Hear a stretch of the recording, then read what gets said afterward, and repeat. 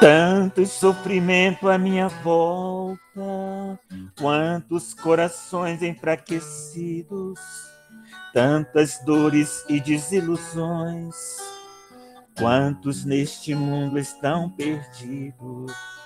Vejo lágrimas cair dos olhos, dos corações o amor se afastando. O homem busca paz aqui na terra e a guerra pelo mundo se alastrando. Mas se eu trago em mim o desejo de amar, praticando a caridade, muito posso ajudar.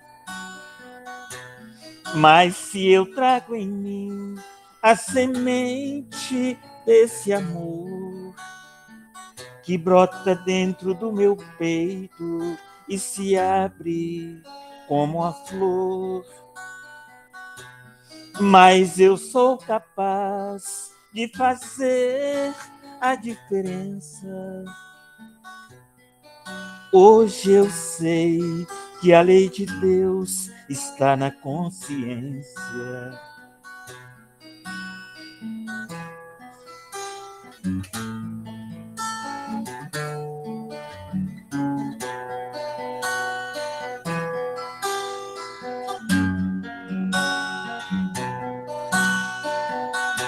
Mas eu sou capaz de fazer a diferença. Hoje eu sei que a lei de Deus está na consciência.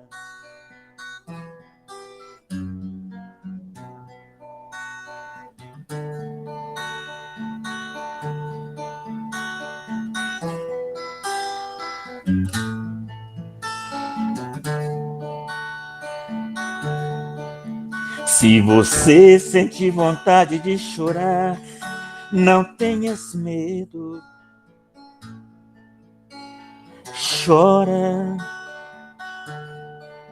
Se você sente vontade de sorrir, não tenhas medo. Estou aqui. Se a tristeza invadir seu coração, não tenhas medo. Não tenhas medo. Cante uma canção. Eu estou aqui para te dizer que sou a mão que te conduz. Eu sou o pão que te alimenta.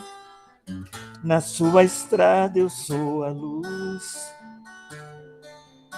Eu sou o mensageiro lá do céu, que por amor morreu na cruz. Sou eu, filho de Deus. Para você eu sou Jesus.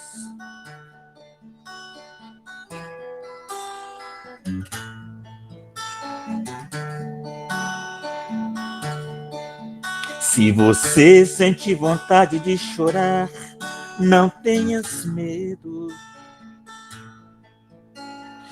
Chora.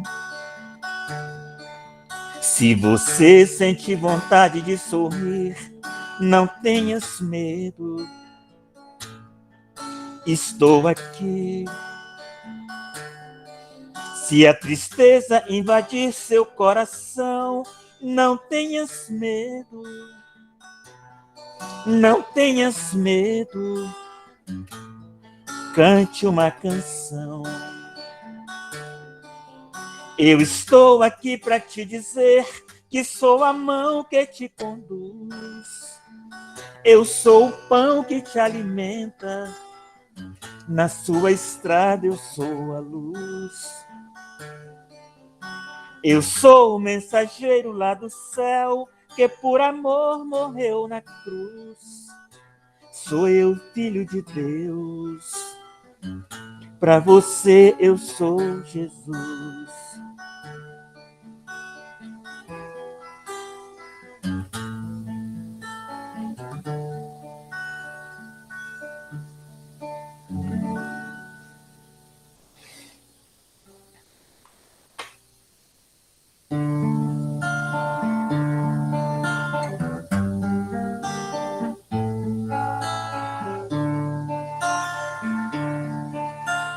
Hoje eu sou um homem novo, mudei minhas atitudes, transformei o homem velho, hoje vivo mais seguro. O tempo que em mim deixou as marcas de uma ilusão, só tinha orgulho e vaidade no coração. Alguém um dia me falou de coisas tão desconhecidas e era o que eu precisava para mudar de vida. O orgulho me cegava os olhos, a vaidade me consumia. Sentia um homem poderoso que nada temia.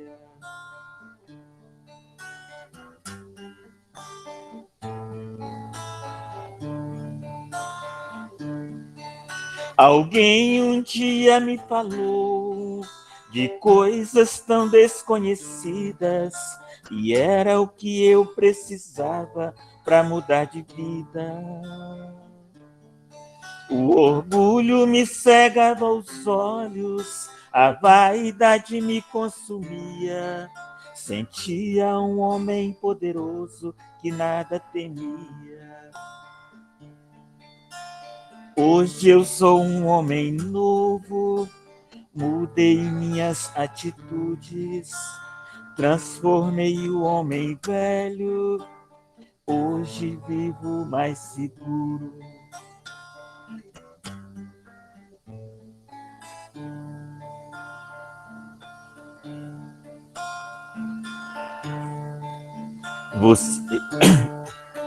Ele chegou, sem dizer nada, me estendeu a sua mão e sorrindo me abraçou e tocou meu coração.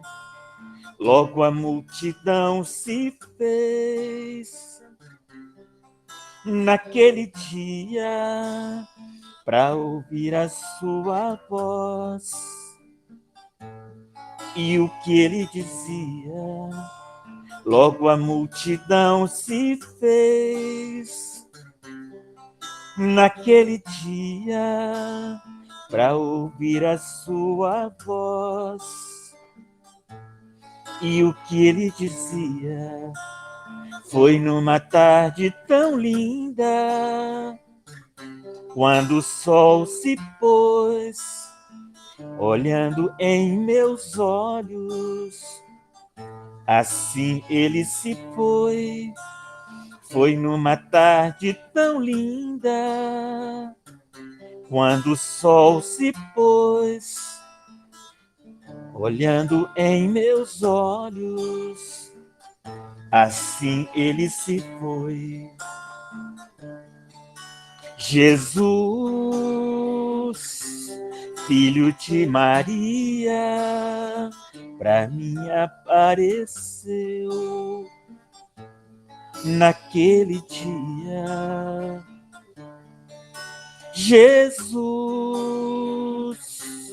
filho de Maria, pra mim apareceu naquele dia.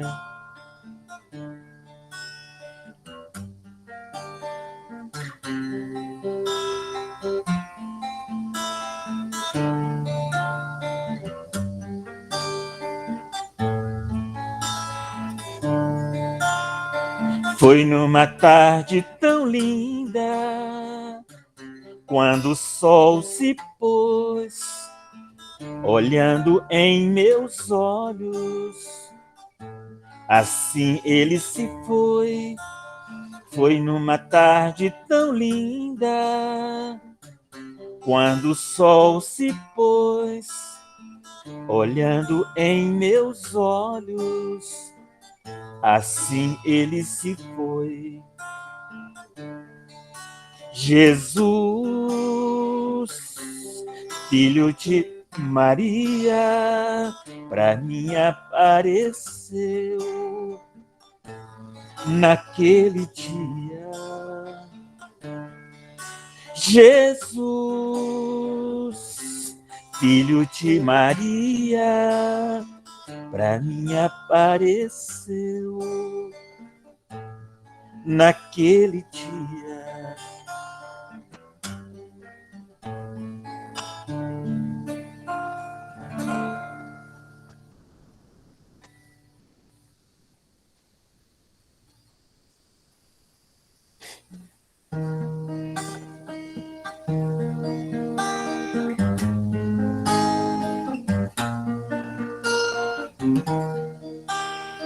Deus, em ti confiarei, contigo estarei, preciso de ti. Deus, segura em minhas mãos, me envolva em seus braços, toca meu coração. Por toda a minha vida te louvarei, nos pensamentos meus te buscarei. Em ti é que eu encontro a paz que tanto espero e o amor que tanto quero, somente em ti encontrarei.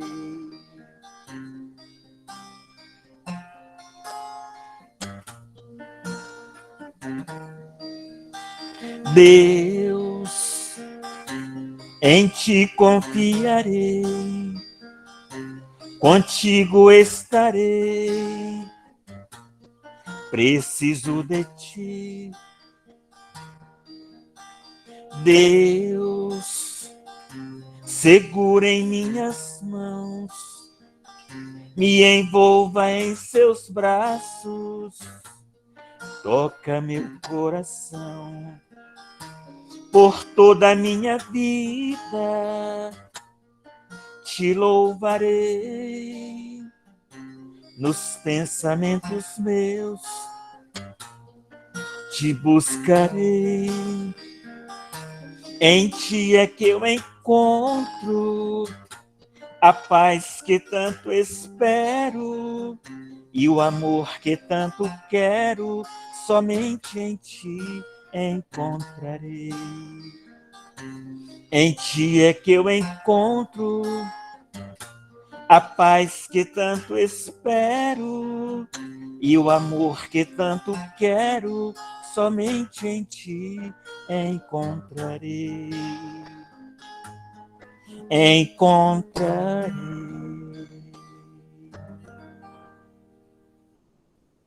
Gratidão, que a paz de Deus esteja presente em cada coração. Deus abençoe, Toninho. Que assim seja. Muita paz a todos. Bom trabalho para vocês. Seja bem-vindo também o André Móvel. E a todos. Está invertida. Oi? A câmera do Alexandre está invertida. Ah, tá. Sejam todos bem-vindos. Deus abençoe. Nós vamos estar fazendo aqui uma leitura do livro Centelha da Lei, Rafael Lavarino. A editora é Alma Nova. Alívio para a alma. Recorra a Jesus, em especial, quando a inquietude espiritual te visitar. No Evangelho, encontrarás sempre a resposta amiga a teus apelos mais angustiosos. Tudo na vida tem saída, desde que desenvolva olhos de ver e ouvidos para ouvir. Quando sente calor em excesso, teu corpo pede uma refrigeração. A água, o ar, tudo isso colabora com o equilíbrio de tua temperatura corporal. O mestre Nazareno vai além, oferecendo-lhe, por meio da justiça do teu amor imortal, a refrigeração para o espírito. E é por isso que o salmista Davi assim imortalizou: refrigera a minha alma, guia-me pelas veredas da justiça, por amor de seu nome. Salmos 23, 3. Com essa harmonia, né, do nosso amigo Toninho, mais a leitura do alívio para a alma, nós vamos acerenar os nossos corações, elevar o nosso pensamento a Deus, a Jesus, a espiritualidade amiga, que está ao nosso lado, que possa nos confortar, harmonizar os nossos corações, abrir para que possamos compreender o Evangelho de Jesus e colocá-lo em prática em nossa vida, na nossa vivência. E que o Mestre Jesus, a espiritualidade amiga, visite os nossos irmãos, tanto os encarnados quanto os desencarnados, que às vezes estão com dificuldade, com problemas, com pensamentos não bacanas. Enfim, que Jesus esteja, nesse momento, tocando o coração de cada um dos nossos irmãos aqui na Terra. E nós também te pedimos, Senhor, que esteja do lado do nosso irmão Alexandre, para que ele possa trazer para a gente bastante esclarecimento. E que nós estejamos verdadeiramente de corações abertos para compreender e praticar. Sede conosco, Senhor Jesus, agora e sempre, que assim seja. Amém. Meu amigo, seja bem-vindo à nossa fraternidade. Deus abençoe. Tem uma hora para estar conversando com a gente. Obrigadão.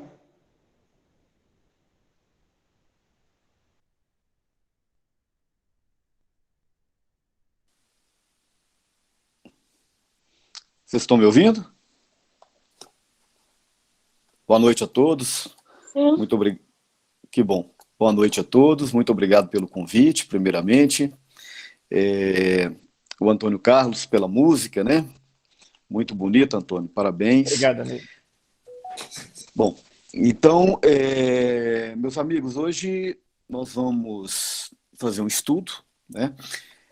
O tema que foi proposto é a evolução do espírito, e é importante nós atentarmos pelo seguinte, a seguinte questão.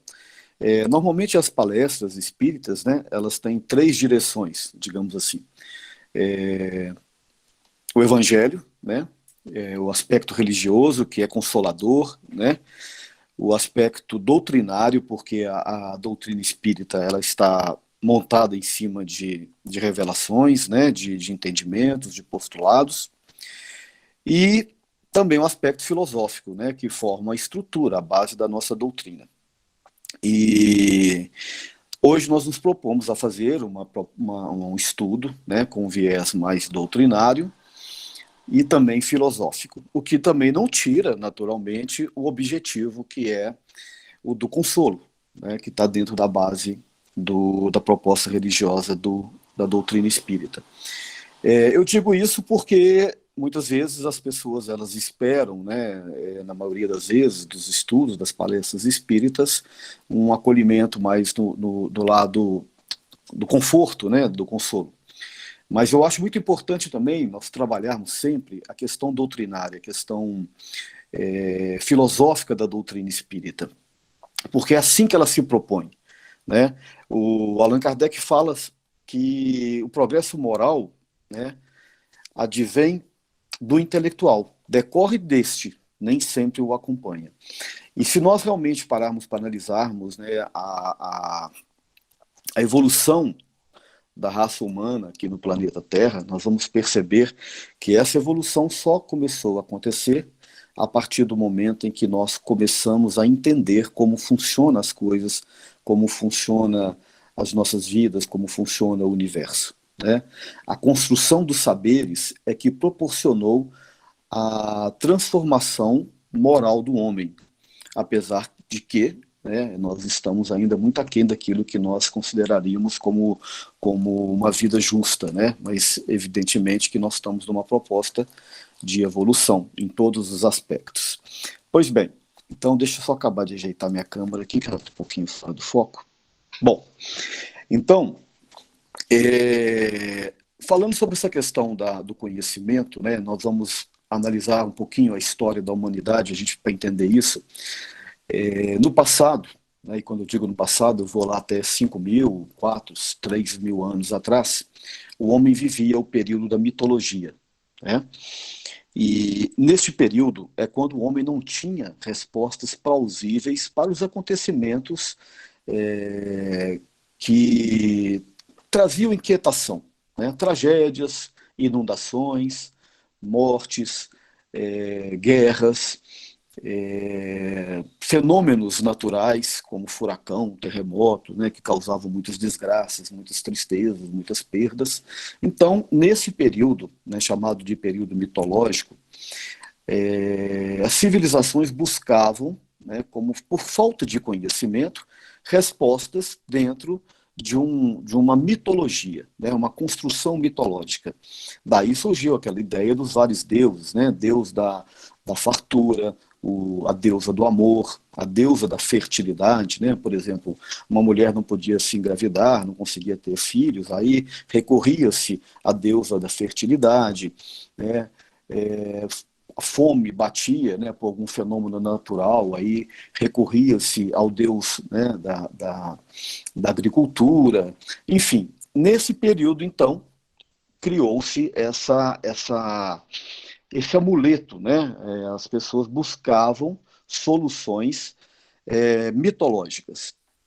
Com o passar do tempo, surgem naturalmente os pesquisadores, os homens e as mulheres, né, que começam a observar a natureza, começam a buscar entender as coisas, não mais de um aspecto meramente mitológico, né, nem religioso, mas de um aspecto concreto, lógico, né? E aí surgem os chamados filósofos e os chamados pensadores, né? Mais tarde, esses pensadores começaram a ser chamados de cientistas. Pois bem, esse período mitológico, todas as civilizações praticamente passaram por ele, né? Os babilônios, os persas, os egípcios, os chineses, né? Os gregos, todas as religiões, em maior e menor parte, passaram por essa evolução. Alguns povos, infelizmente, ainda estão presos no passado. A Grécia, né, serve de modelo para a gente falar sobre esse aspecto, né, porque lá na Grécia fica muito bem fotografado isso que eu quero passar para vocês, né? O rompimento do processo mitológico com o processo da lógica, ou seja, da logos, né? Quando surgiram vários filósofos, desde Tales de Mileto, né, chamado, que ele é colocado como pai da filosofia grega, porque foi um dos primeiros pensadores gregos de relevância. Aí a gente passa por Pitágoras, por Demócrito, por tantos outros chamados pré-socráticos. Aí começa a busca do homem do entendimento da razão, do conhecimento, né? E aí, com essa ânsia do homem de responder às questões de natureza física, né, dos fenômenos naturais, é que surge a filosofia, o início da filosofia. Mais tarde, né, nós tivemos chamados filósofos pré-socráticos, né, que eles saem um pouquinho da visão física, né, para a visão humana, né, para trazer o entendimento das coisas para o próprio homem, né, o chamado antropocentrismo, né, grego. E aí surgem filósofos como Sócrates, como Platão, como Aristóteles, né? Esses filósofos também vão nessa linha de buscar entender a razão humana dentro de uma perspectiva racional. Então aí tem o rompimento, né, do período mitológico com o período da lógica, né, da razão. É lógico que tem momento que os dois se misturam. Nas próprias obras de Platão, de Sócrates, de Aristóteles, você vai ver citações aos deuses, né? Por quê? Porque não tem como você tirar de uma cultura, de uma hora para outra, coisas que estão enraizadas, né, no substrato cultural daquele povo. E também você não deve jamais renegar a cultura, porque é a cultura que forma a personalidade da coletividade, digamos assim, né, por bem ou por mal. Pois bem, e aí, com o passar do tempo, a evolução filosófica, ela caminha dentro do nascimento da ciência como nós a conhecemos hoje, principalmente com Aristóteles, né? Aristóteles foi o grande filósofo que começou a criar o entendimento científico para a filosofia. A noção de especificidades, né? Por exemplo, antes falava-se de uma forma geral, né? Filosofia natural. Com Aristóteles, nós vamos ver a criação das especificidades, ou seja, ele separa de um lado a astronomia, do outro ele coloca a química, a física, a biologia, né? E as relações humanas, a questão política. Então ele faz essa separação para que cada um possa contribuir a andar naquele sentido. Pois bem, então é importante nós entendermos que para caminhar, o homem precisou se desenvolver no aspecto racional, no aspecto da lógica, sem, naturalmente, deixar de lado o aspecto religioso. A essência humana é naturalmente religiosa, né? E quando eu falo em religião aqui, nós estamos falando no aspecto a priori, o conceito a priori da palavra religião, que é o mecanismo de religação do homem a Deus através, naturalmente, da sua evolução, que passa, indubitavelmente, pela evolução intelectual, né? Então, por que a gente estuda na doutrina espírita? A gente tem essa ideia, como hoje, por exemplo, nós vamos trabalhar a evolução do espírito. Alguém pode questionar assim, Alexandre, mas o que isso vai contribuir para a gente, para nosso dia a dia? O que isso vai contribuir para mim, né, diante das labutas do meu espírito, né? Vai contribuir muito, porque é assim que se forma a base, né, humana, a base da razão humana. Ela caminha no aspecto cognitivo, no aspecto intelectual e também no aspecto moral. Como diz Allan Kardec, o progresso moral advém do intelectual, decorre deste, mas nem sempre o acompanha diretamente. Então, por isso que é importante nós estarmos sempre debatendo isso, essas coisas, né, que tratam da origem, da natureza e do destino da humanidade, tanto do aspecto espiritual quanto do aspecto material, né? Então, tem uma passagem que está em João 32, todos nós conhecemos muito bem, né? Conhecereis a verdade e a verdade vos libertará. E é de fato, gente, vou ter que tirar aqui que a bateria está terminando, mas eu vou, acho que vai dar certo aqui também. Soltar um pouco. Vocês estão me ouvindo? Continua ouvindo? Tá? Está. Ok. Então, conhecereis a verdade e a verdade vos libertará. Então, a busca da verdade, ela é constante e ela é permanente, né? Inclusive na doutrina espírita. Allan Kardec foi muito feliz quando ele cita que o espiritismo anda lado a par com a ciência. Se algum momento a ciência provar que ele está equivocado em um ponto, ele, o espiritismo, deverá se rever nesse ponto.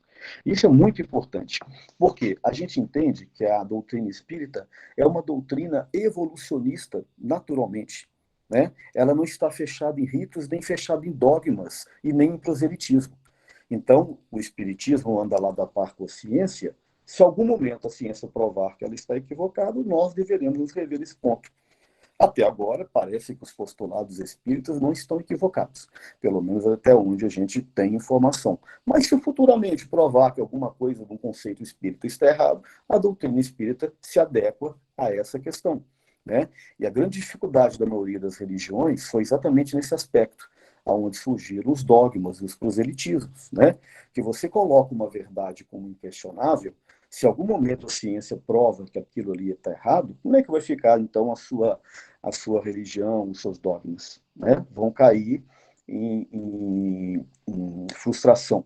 Então, por exemplo, entendia-se, né, que a Terra era o centro do universo. Os antigos assim entendiam. Inclusive, era um postulado de Aristóteles, que estava equivocado, né? Depois, muito tempo depois, Copérnico, depois Kepler, né, Galileu, provaram que não, que a Terra é um simples astro que gira em torno do Sol, né?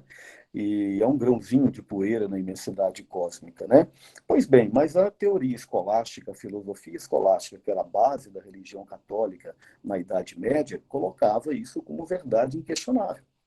Foi por isso que Galileu Galilei teve que abdicar-se, né? Teve que voltar atrás naquilo que falou, senão ele seria queimado. Ele ia para as fogueiras da Inquisição. Pois bem, então a doutrina espírita ele anda dentro dessa construção de saberes a partir daquilo que os espíritos nos trazem, né? E a partir daquilo também que a própria razão humana desenvolveu ao longo do tempo. Em muitos momentos da filosofia espírita, nós vamos ver pontos de contato com a filosofia de Platão, de Sócrates, de Aristóteles, de Demócrito, com Tales de Mileto. A gente vai ver ponto de consonância com a filosofia patrística de Santo Agostinho e até mesmo a própria filosofia escolástica também, alguns pontos de contato. Pois bem, então, é importante nós discutirmos essas questões, que é uma das questões que causam grande inquietação, né, nas pessoas. Né? Poxa, qual que é a origem do espírito? Como se dá a evolução espiritual? E essa matéria é tratada pela doutrina espírita de uma forma brilhante, né? Podem nos provar que futuramente nós estejamos equivocados, mas a princípio é aquilo que eles nos colocam, não como verdade inquestionável, mas como proposta de entendimento. Pois bem, a origem de tudo, dentro da nossa construção espírita e também dentro da nossa escola religiosa tradicional, é Deus. Né? Nós temos duas visões de mundo. Nós temos a visão espiritualista, da qual nós espíritas fazemos parte, né? Lembrando que espiritualismo são todas aquelas correntes que acreditam na existência da vida espiritual e na existência do espírito. E nós temos a visão materialista ou ateísta, que nega qualquer aspecto de espiritualidade. Né? Nessa visão, nessa corrente, não existe nada além do campo da matéria. O Alexandre, o Jaime, o Ademir, todos vocês que estão aí, o Antônio Carlos, a Gislene, enfim, nós somos um agregados de matéria, de átomos, né, que se combinaram através de moléculas, formaram os nossos órgãos e nós temos o nosso cérebro que comanda tudo. Comanda a razão, a cognição, os sentimentos, a consciência e uma série de coisas. Dentro desse conceito, quando a gente morre, acaba-se. Porque se não existe uma alma, não existe um espírito, o corpo morre naturalmente e tudo se apaga. Essa é a visão materialista, a visão ateísta, né? Que nós naturalmente respeitamos. E a visão espiritualista, que está do outro lado, engloba todas as correntes religiosas. Por que todas? Porque todas as religiões, desde as politeístas do Oriente, as monoteístas, as três grandes religiões monoteístas, né? Que são o judaísmo, o islamismo e o cristianismo, né? E nós espíritas nos enquadramos dentro da corrente cristã. Todas as religiões acreditam na existência do espírito, acreditam na existência de Deus, acreditam na sobrevivência e na mortalidade do espírito. O único ponto de discordância de nós espíritas com essas correntes é a questão da reencarnação, né? Mas nós não vamos entrar no mérito agora. Pois bem, então, para nós espiritualistas, existe um Deus, né? Os judeus chamam de Javé, os islâmicos de Alá, nós chamamos de Deus, né? Não importa o nome, mas é uma inteligência suprema. Segundo o número, a questão 1 do Livro dos Espíritos, é a causa primária de todas as coisas. Quando a gente busca entender a Deus dentro do conceito técnico, se eu posso dizer assim, é quase que impossível, né? Na questão 10 do Livro dos Espíritos, o Allan Kardec pergunta assim: é possível ao homem adentrar na essência de Deus? A resposta da espiritualidade é o seguinte: não. Falta-lhes um sentido. Então, por mais inteligentes que sejamos, por mais que debatamos, que mais propostas filosóficas que tenhamos, estudos científicos, pelo menos nesse momento, é quase impossível para a gente adentrar na essência divina. Porque falta-nos um sentido. Esse sentido, eu acredito que é o sentido da espiritualidade, né? Do desenvolvimento espiritual, que nós estamos caminhando para ele. Nós estamos trabalhando para que isso aconteça um dia. Bom, se eu não consigo entender a origem de Deus, a essência de Deus, eu posso pelo menos senti-lo. como a gente sentiu na prece, como o Antônio Carlos fez, quando a gente sente nas nossas orações, quando a gente sente, quando a gente faz o bem a uma pessoa, né? Em diversos momentos, a gente é possível sentir Deus. E por isso que nós cremos nele, porque a lei da adoração é uma lei natural. O homem, no seu sentido mais primitivo e bruto, ele naturalmente ele busca uma conexão com a espiritualidade. A gente vê isso, por exemplo, nas tribos, né? As tribos primitivas, quando fazem seus rituais de uma forma quase que automática, instantânea, uma forma automatizada, eles buscam a conexão com algo que seja espiritual. E nós continuamos nesse processo de buscar entender Deus. Então, Deus é inteligência suprema, causa causal, ou seja, segundo dizem os espíritos, tudo que existe no universo advém dele, né? Existe um chamado plasma divino, que foi chamado por Allan Kardec de fluido cósmico universal, é uma terminologia lá do século XIX, né? Hoje a gente pode dizer, numa visão mais atual da ciência, que seria um campo energético, né, que viaja todo o universo, que envolve tudo que existe, desde os mundos, planetas, sóis, constelações, galáxias, até todos os seres vivos que estão por aí. Então, esse plasma divino, ele envolve todo o universo divino. E segundo o livro Evolução em Dois Mundos, no capítulo 1, falando sobre esse plasma divino, eles nos dizem que existem os chamados co-criadores em plano maior. Quem são os co-criadores em plano maior? São os devas da teologia hindu, os anjos e os arcanjos da escola religiosa tradicional. São inteligências divinas a ele agregada, assim fala o André Luiz. Ou seja, ligado a Deus, existe todo um escopo de espíritos evoluídos, né, que trabalham na execução da obra divina. E aí, continuando nesse livro, eles nos falam dos co-criadores em plano menor, que somos nós, os espíritos que estamos aqui em processo de aprendizado. Pois bem, então, nós não conseguimos entender ainda a origem do espírito e o momento de criação do espírito. E quando eu falo isso, alguém pode se assustar, né? Uma vez eu falei isso num estudo que a gente estava fazendo, público, e uma pessoa questionou assim, mas Alexandre, o espiritismo não sabe tudo? Tem mistérios? Claro que tem. Nós temos mistérios, mas não são mistérios que são proibidos da gente saber. É porque nós não temos capacidade de saber. Como, por exemplo, a essência de Deus, né? Então, uma vez perguntaram para o Emmanuel, inclusive, está no livro que se chama Emmanuel, né? Quando uma comunidade de espíritas lá de Pedro Leopoldo foi fazer uma entrevista com o Emmanuel através do médium Chico Xavier, e o resultado dessa entrevista foi o lançamento desse livro. E numa das perguntas, eles perguntaram para ele assim, Emmanuel, como que é o momento da criação do espírito? Como que se dá esse processo, né?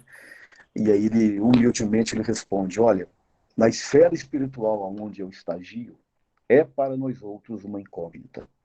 Foi uma forma elegante que ele disse, eu não sei, né? Aí eles se assustaram, como assim, você não sabe? Não, não sei. Eu não tenho evolução espiritual para entender isso ainda. Mas aí, se a gente perguntar para Jesus como que dá esse processo, com certeza ele vai saber. Mas não vai adiantar falar também que a gente não vai entender, né? Falta-nos o quê?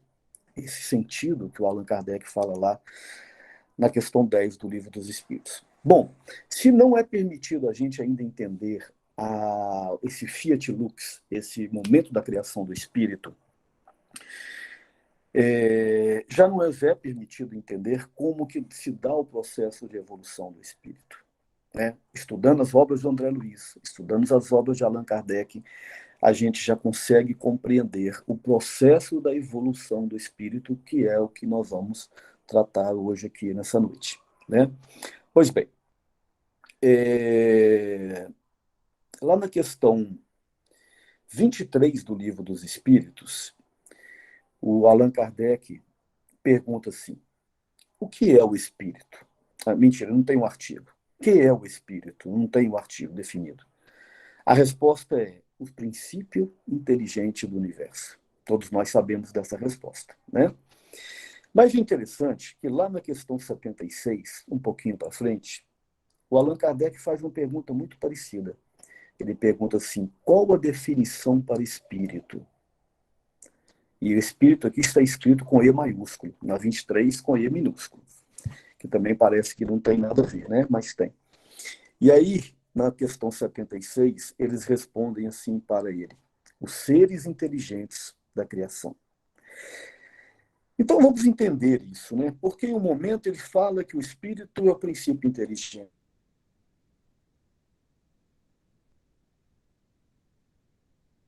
do universo, e mais à frente ele fala que o espírito são seres inteligentes da criação. Porque lá na questão 23, ele está falando do espírito na sua natureza mais primitiva e rudimentar. É depois desse momento da criação do espírito, que a gente não sabe como ele se dá, através de que processo Deus cria os espíritos, né? É nesse ponto que os espíritos nos dizem que é o princípio inteligente do universo. Então vamos entender isso. Dá licença. O princípio da inteligência no universo, no sentido de um princípio rudimentar do espírito. É quando o espírito, depois de nascer, ele começa o seu processo de evolução. É como se fosse um bebê que tinha acabado de nascer.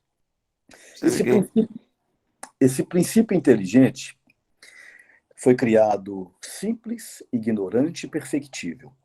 Simples na sua estrutura atômico-molecular, ignorante porque naturalmente não tinha conhecimento algum, e perfectível porque ele é perfeito. Nós somos perfeitos, nós só não estamos perfeitos.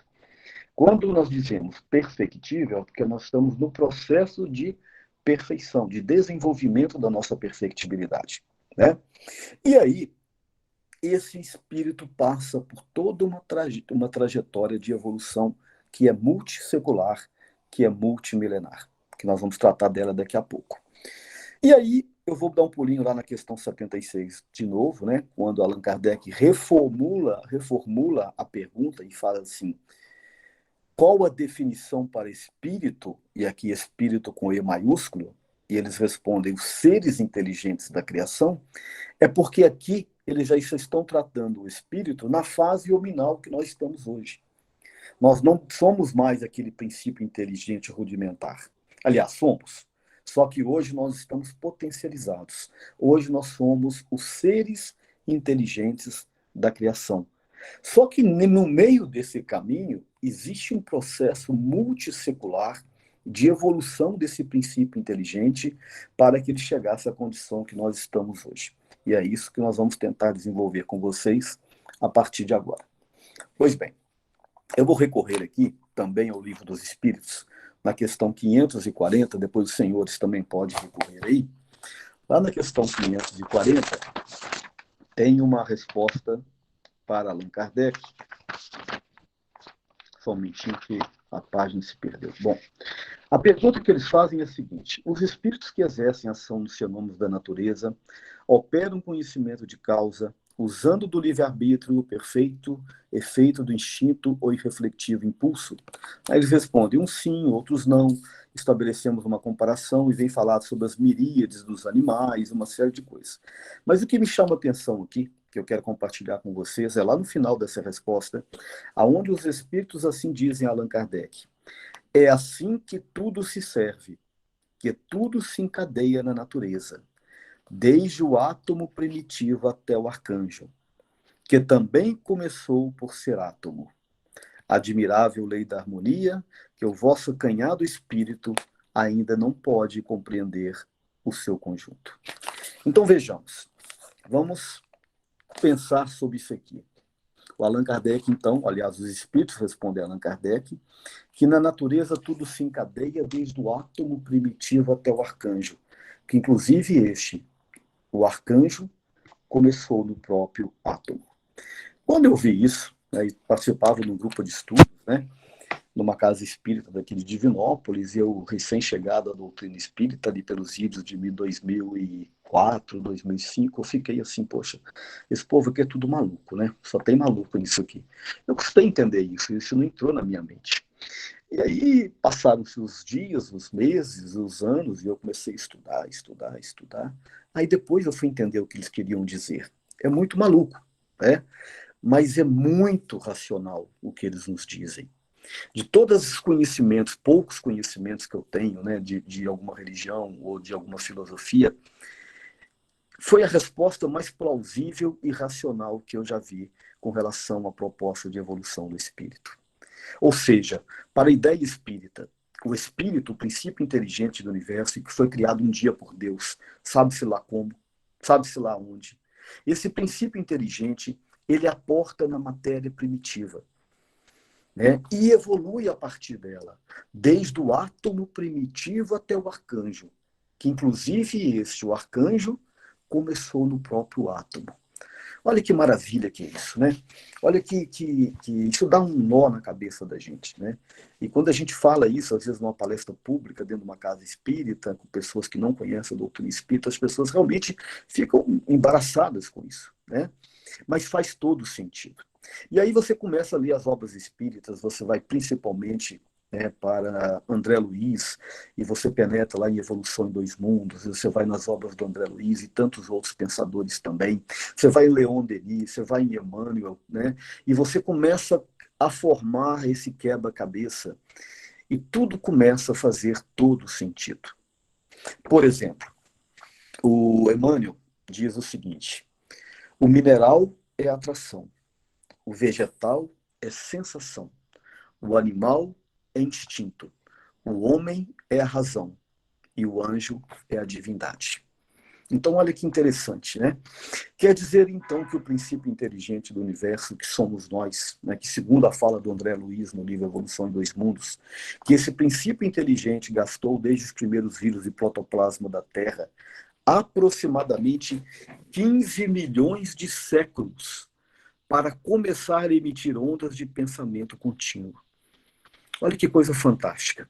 Então, André Luiz marca até um tempo, né? É lógico que é uma contagem de tempo muito superficial. Ele diz que o princípio inteligente do universo gastou dos primeiros vírus e protoplasma da Terra aproximadamente 15 milhões de séculos para começar a emitir ondas de pensamento contínuo. Ou seja, a pensar.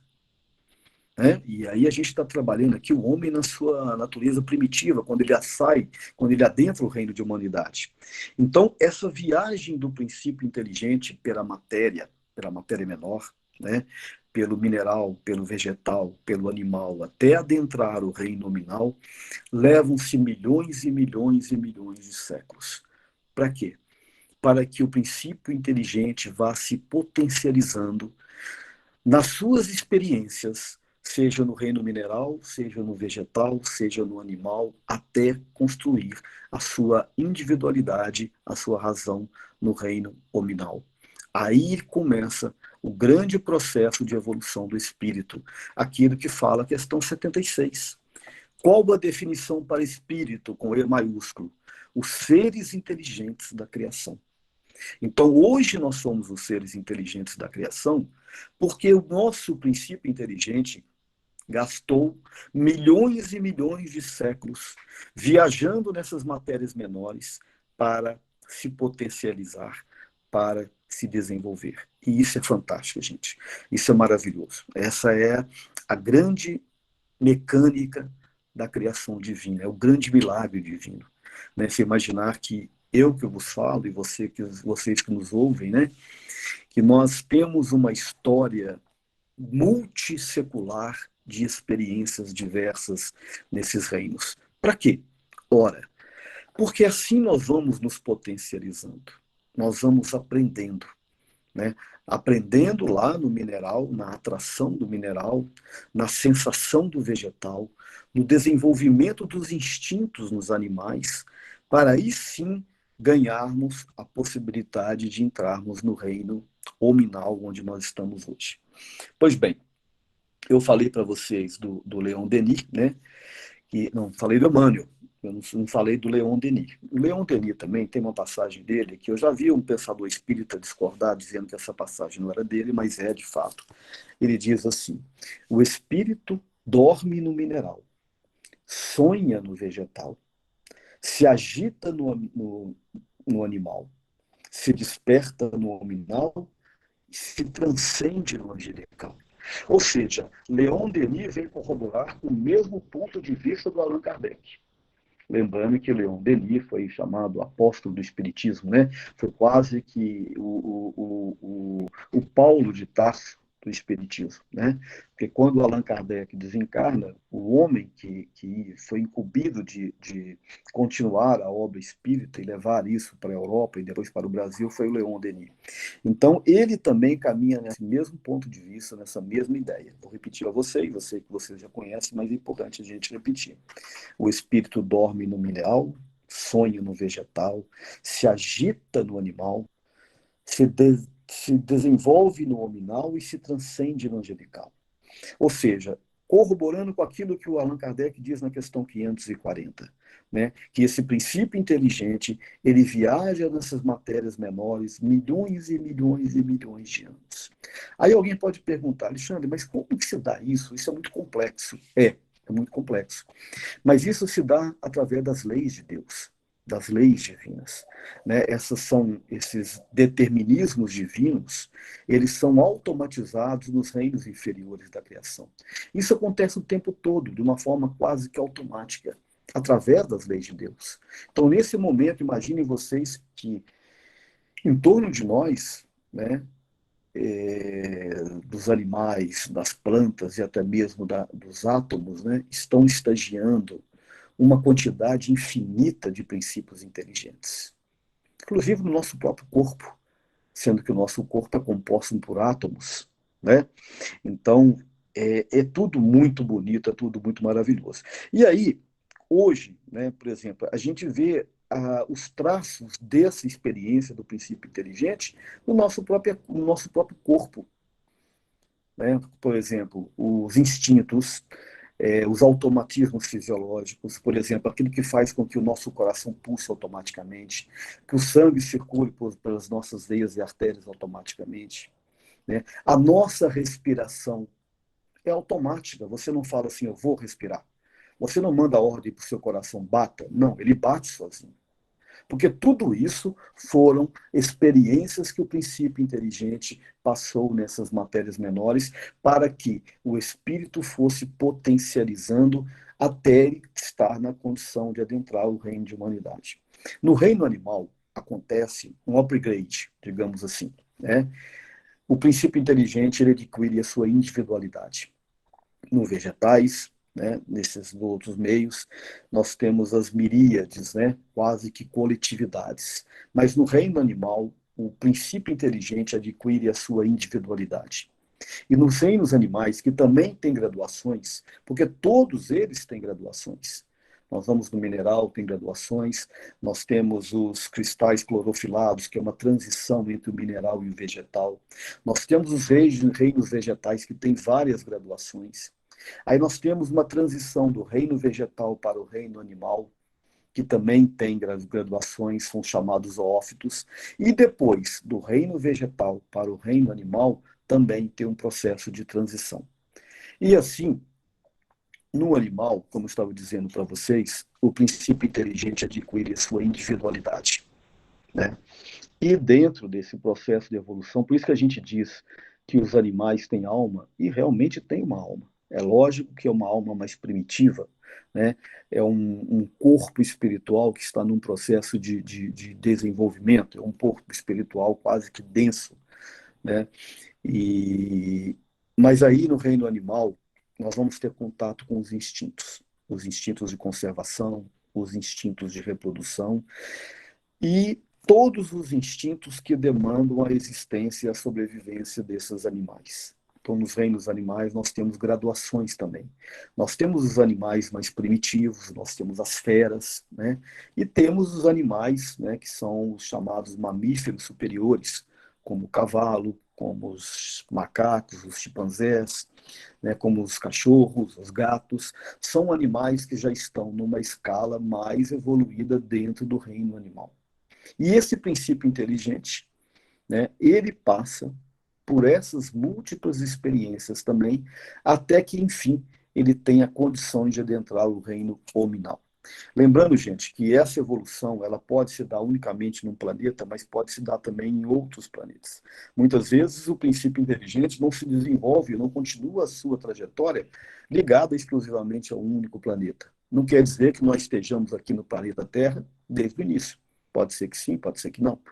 Apesar que a história do planeta Terra remonta aí desde o seu início a quase 4 bilhões de anos atrás, do ponto de vista da matéria bruta, né? Mas a gente não tem certeza disso. Bom, quando o princípio inteligente, então, ele ganha a condição de adentrar o reino nominal, ele também faz alguns estágios, né? Esses estágios são feitos no mundo espiritual, são chamados elementares. Nas obras espíritas, até onde eu busquei e eu estudei, a gente tem muito pouca informação a respeito desse reino.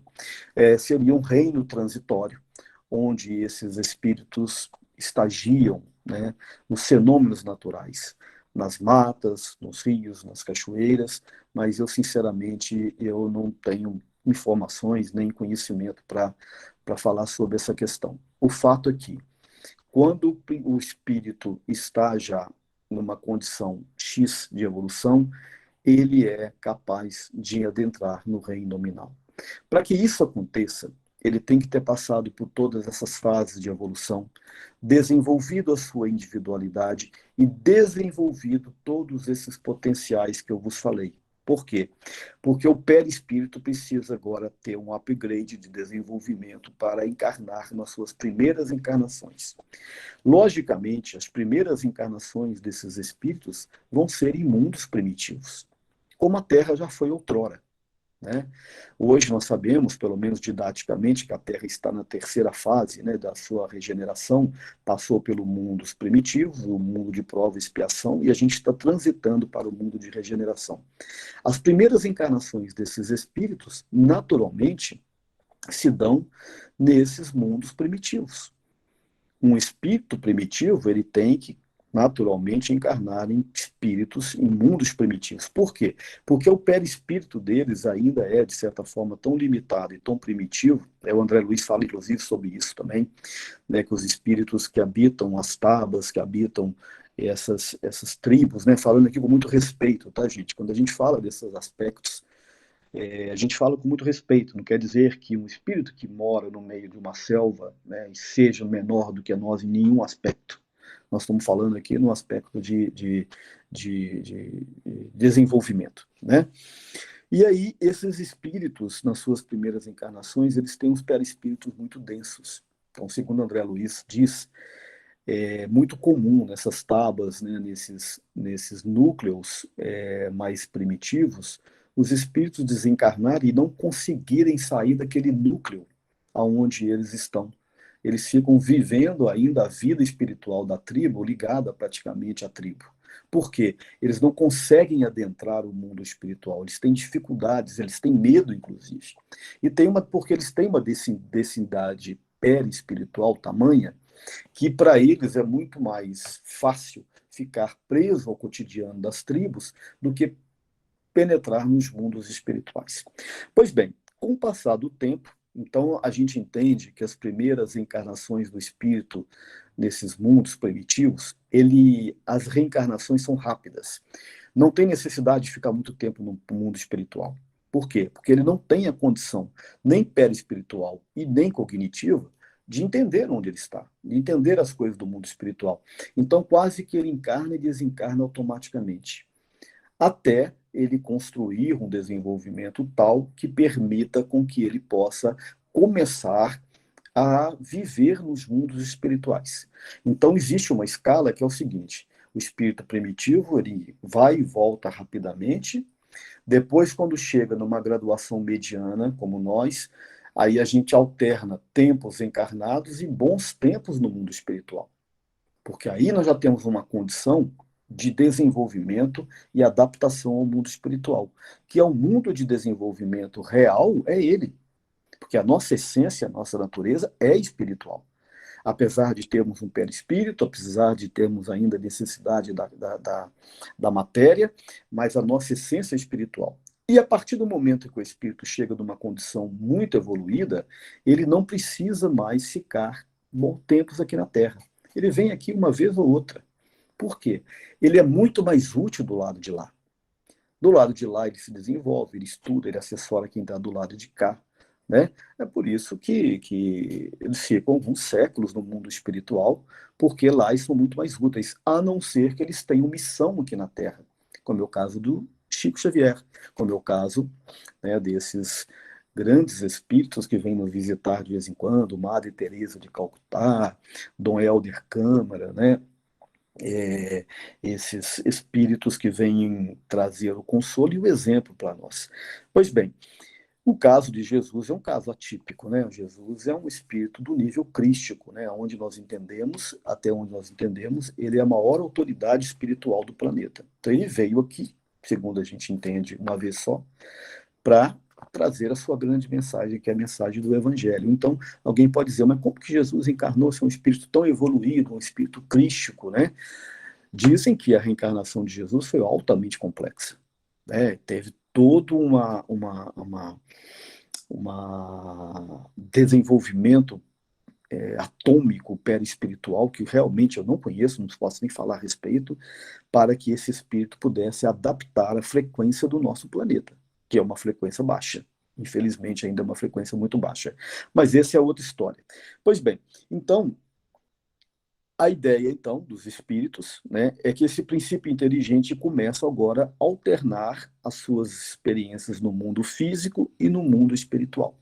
No mundo físico ele trabalha, ele desenvolve-se, por isso que eu disse para vocês o tanto que é importante a questão do conhecimento. Né? Quando se diz que o conhecimento liberta, é a grande verdade. Nós só vamos sair da condição de animalidade com o conhecimento. E não é só o conhecimento acadêmico, dos livros, das academias, é principalmente o conhecimento do dia a dia, das relações, das vivências, do desenvolvimento das nossas relações pessoais, interpessoais, né? É uma série de vertentes que engloba a ideia de conhecimento. Eu não estou falando do conhecimento só daquele homem douto, né?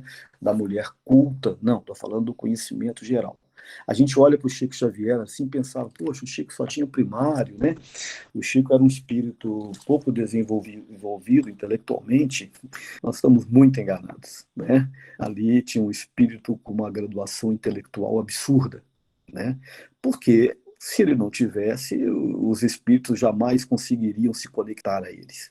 Né? Há toda aí uma condição de conexão. É lógico que nessa vida ele veio com a missão de desenvolver muito mais o seu lado humano, o seu lado sentimental, o lado da caridade e a missão espírita.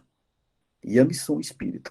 Mas ali tinha, aparentemente, um espírito com poucas letras, como a gente diz, mas, na verdade, um espírito altamente intelectualizado. Muitas vezes, espíritos altamente intelectuados vêm, encarnam em nós e vivem como pessoas aparentemente ignorantes.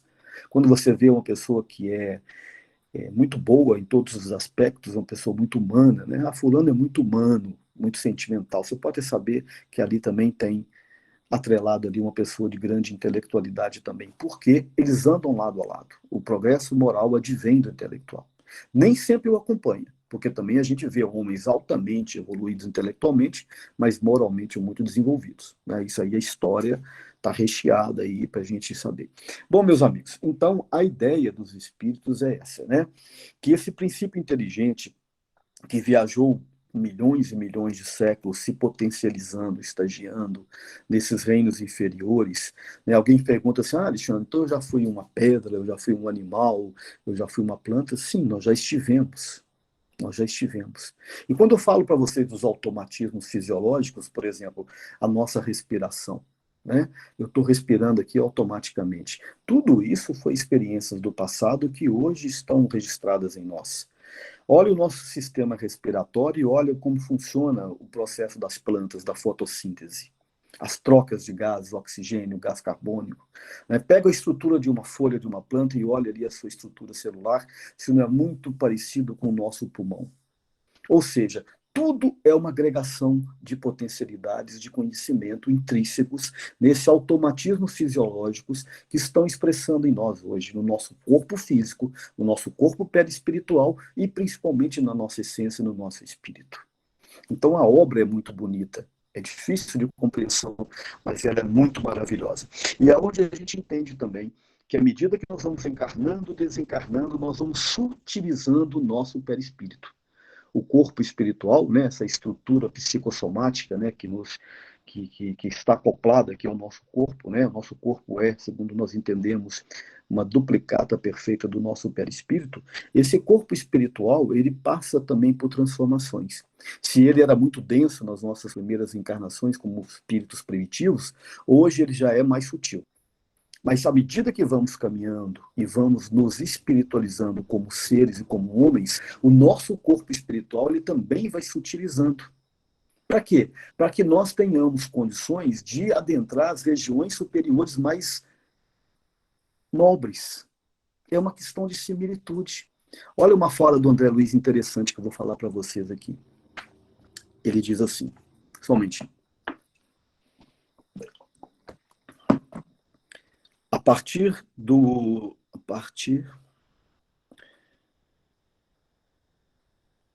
um branco aqui, mas vou me concentrar aqui.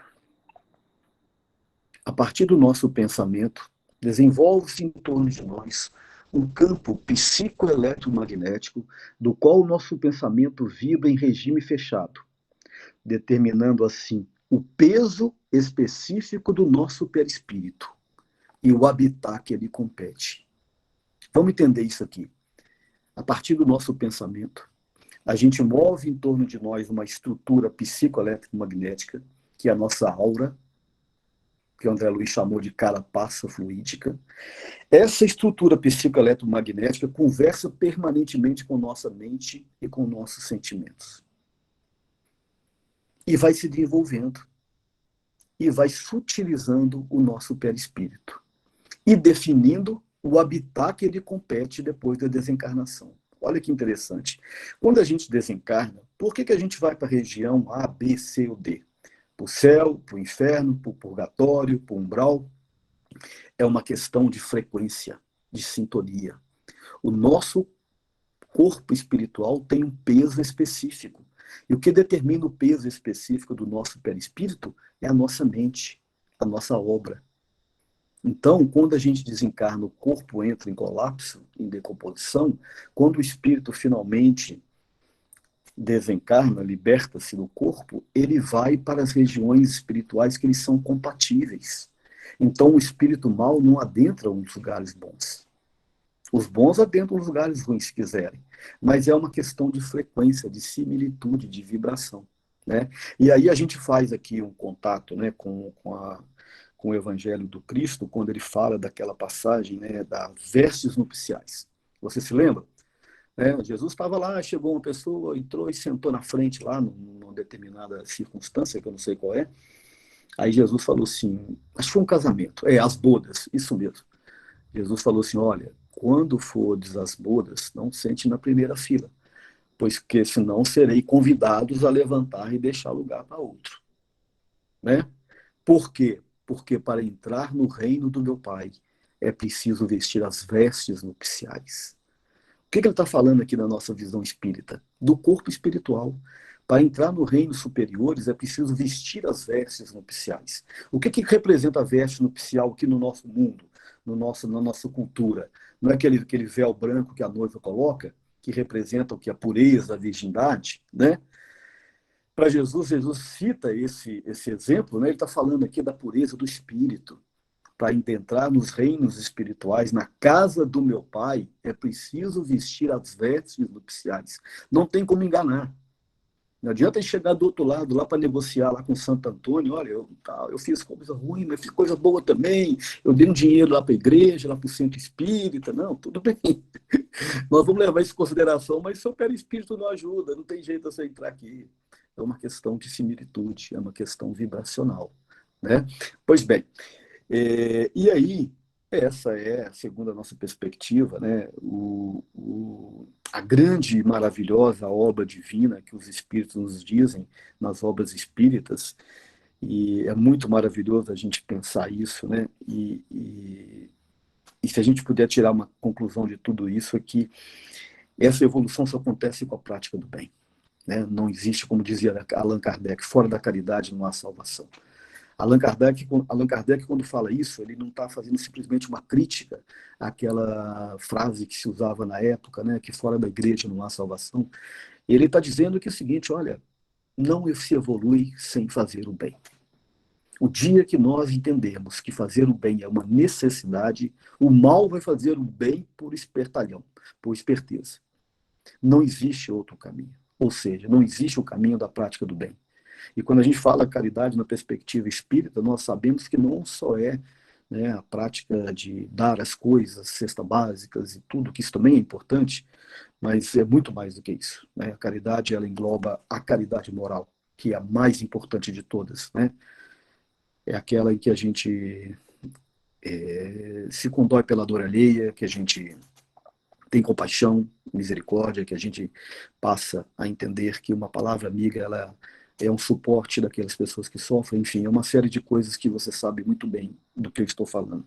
Bom, meus amigos, e para concluir, né, eu vou agora tentar sintetizar aquilo que eu tentei trazer para vocês. Eu sei que muitos de vocês já sabem disso, mas enfim, eu vou falar para vocês um poema, né, de Rubens Romanelli, que foi um pensador espírita, nascido inclusive aqui em Divinópolis, né?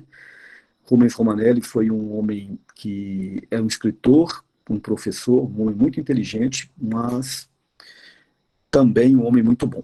E ele falando sobre isso, ele tem uma obra que chama O Primado do Espírito, né? Ele consegue, de uma forma poética, de uma forma maravilhosa, sintetizar isso que eu falei para vocês aqui essa noite, né? Talvez eu não tenha tido a competência de ser tão claro, né? Mas ele é claro nesse seu poema, que eu vou citar para vocês, e com ele a gente faz o fechamento do estudo, ok? Ele diz assim, só um minutinho. De muito longe venho em surtos milenários, vivi na luz dos sóis, vaguei por mil esferas, e preso ao turbilhão dos mortos planetários, fui lodo e fui cristal no alvor das priscas eras. Mil formas animei nos reinos multifários, fui planta no verdor de verdes primaveras, e após desenvolver impulsos embrionários, galguei novos degraus, fui fera entre as feras. E depois que me brilhou o facho da razão, fui o íncola feroz das tribos primitivas, e como tal vivi por vidas sucessivas. E dentro da espiral da eterna evolução, um dia alcançarei em planos bem diversos a glória de ser luz, na luz dos universos. Meus amigos, muito obrigado pela paciência, né? Não sei se ficou claro, todo mundo ouviu o que eu falei, né? Agradeço muito o convite, desejo a vocês muita paz, muita felicidade. Muito obrigado. Nós é que agradecemos, bacana demais. Bom demais o estudo. Deixa eu te falar, para terminar, você termina para a gente com a prece, pode ser? Faço sim, perfeitamente. Obrigadão. Eu que agradeço. Bom, meus amigos, então vamos fechar os nossos olhos, né? E agradecer a boa espiritualidade, os amigos espirituais, por esse momento maravilhoso, onde nós pudemos trocar essas energias, né? Todos nós aqui presentes, encarnados, e os amigos desencarnados também, que em grande monta aqui também estavam presentes, estão presentes ainda.